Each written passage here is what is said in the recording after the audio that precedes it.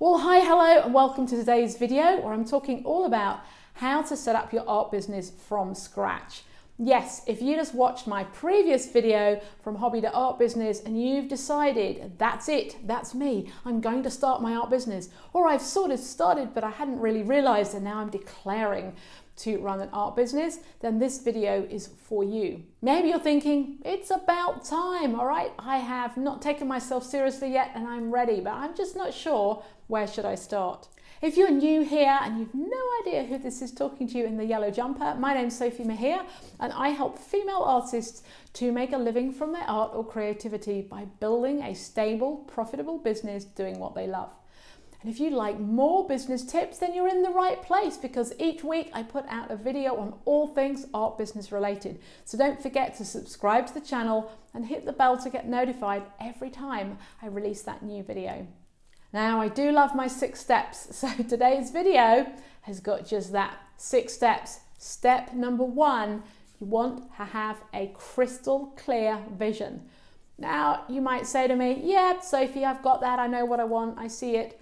But if I came and I cross-questioned you and I said, really describe that vision in minute detail, talk me through your perfect day in the future when you've created your dream art business. Tell me where you are. Describe the scene in glorious Technicolor.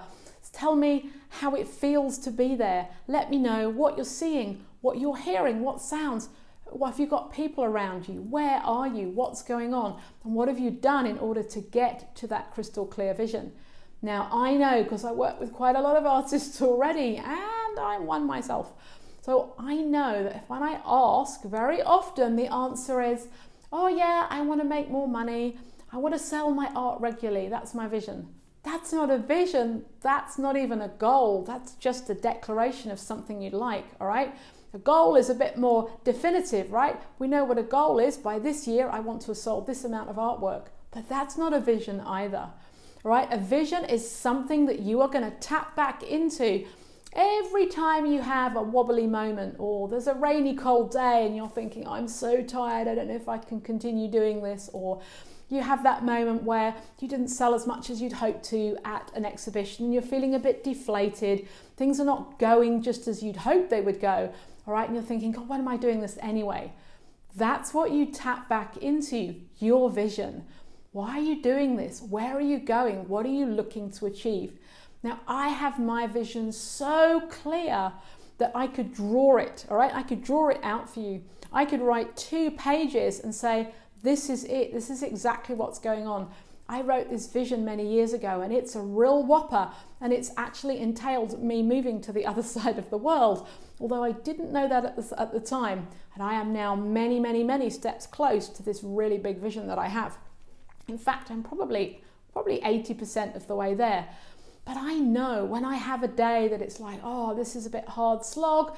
You know, just recently, those of you that know me personally know that I've damaged some ribs on a fall, so I'm on lots of painkillers, and it would be easy to just go, oh, you know, I just don't feel like doing this. This is too much hard slog. I'm not going to make it happen. But instead, I remind myself every day, today I might not physically be able to get much done, but if I do one small thing that moves me a minute step closer to my vision. It might be learning something new. In my case, it might be just reading a section of a book so I understand something that I need to. Or it might be just a little bit of work on this sort of monstrosity that's happening behind me. You know, just 30 minutes to continue in with what I'm doing takes me a step closer to the vision. So I'm calling you out. Have you got a crystal clear vision?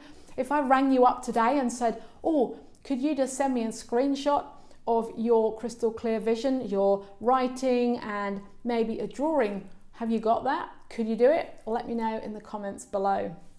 Or if you're brave enough, screenshot it so we can all have a look. So step number 2 is having a creative practice. Now, as artists and creatives, you might say to me, I've already got that. But again, it's more than just doing the thing that you do. It's actually establishing a routine. Carving out a regular, it might be 30 minutes a day. If you're still in the job and you know a little tiny bit of time, it might be 15 minutes a day. But it's time that you allocate day in, day out to learning your craft, to practicing your craft. All right, we're not talking about the 10,000 hours that make you an expert, because that's been disproved anyway. But I like the concept of it. It just reminds us that, you know, you can't show up to what you're doing maybe after a 2-month gap and just get in there at the level you were at before you took a break, right? You need to practice. It's the same if you were a sports player, right? So you're a top level tennis player and you don't practice for 2 months and then you have a match. Are you going to be as good as you were before you stop that daily practice? I don't think so. I think you'll be a bit rusty, a bit out of shape. You won't perform to your best. All right. So having a creative practice means practicing and learning and doing the thing that you do day in, day out. It doesn't have to mean working on a finished piece. It means practicing elements that you put into the finished piece.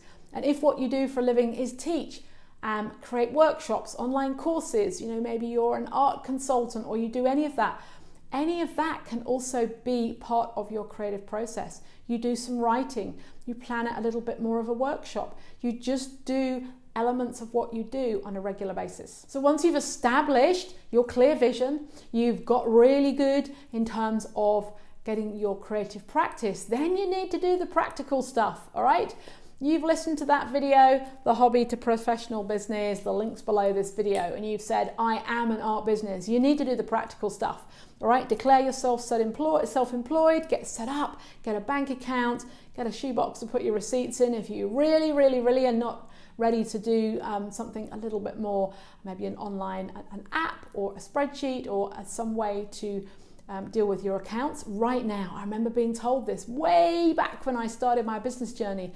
Grab a shoebox and start putting your receipts in it. You can get a system later down the journey. What you don't want to do is have anything that's going to stop you moving forward. So you want to make things easy. So step number 4, of course, is actually your products and services.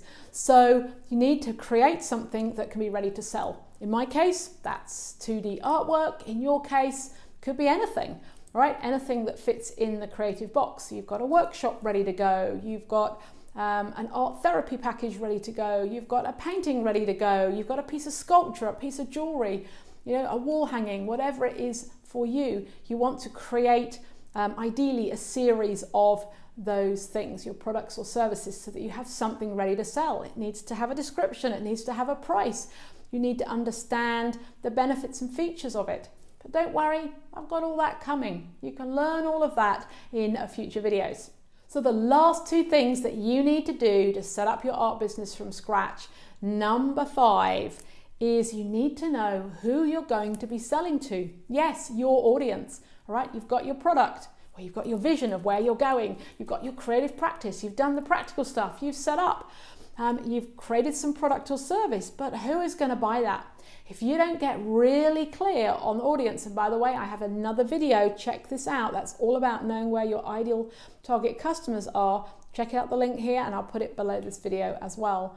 You need to know who is going to buy your product or service. And from the beginning, you don't know, right? So in order to get that piece done, you're going to need to make it up.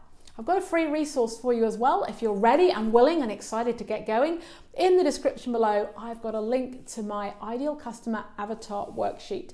So you can download that, get creative, get imaginative, and start filling that sheet out and build how your ideal customer might look. Right. Step number 6, if you're not excited already enough, here comes the big one. Of course, guess what? You need to build your artist business plan.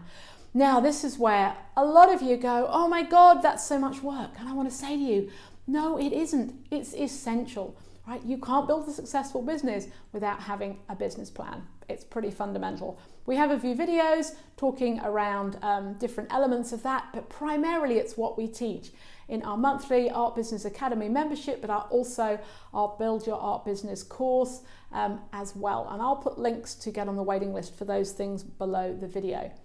Right, but just know that you're now ready and set up to really launch your art business. We're so excited for you. So thank you so much for watching. If you love the content, give me a thumbs up, give me a like, share it out, let other people know you've watched this video as well. And I'll see you on the next one.